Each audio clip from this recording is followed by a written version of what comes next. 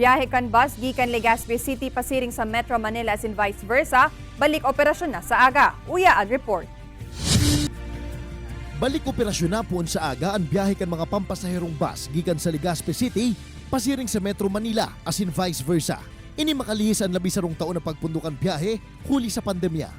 Sigun kay Alkalde Noel Rosal, 5 bus muna ang sa indang tutugutang makabiyahe. Asin 50% sa nakan kapasidad kan bihikulo ang tutugutang magamit. Kaipuhan man na may darasindang negative COVID-19 test result. Actually, this is long and overdue. Although ang iba natatakot, but rest assured that pinag-aralan tayo ni. Pinag-aralan natin, approved by the IATF, and nandun yung mga safety nets natin. Magiging point-to-point man subot ang sistegan biyahe tanganing mayong ekstrang pasahero ang makasakay. Si Sherton man subot na regulated ang mga bus, tanganing masigurar na salbado ang salud kan gamos na lunad kay ni.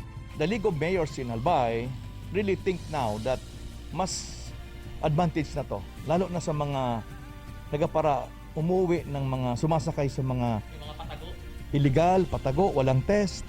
Ito ang nag-invite ng transmission.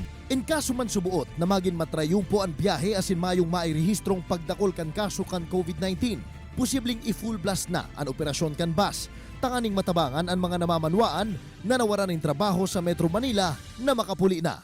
Ini si Jesse Cruzat, Balitang Bicolandia.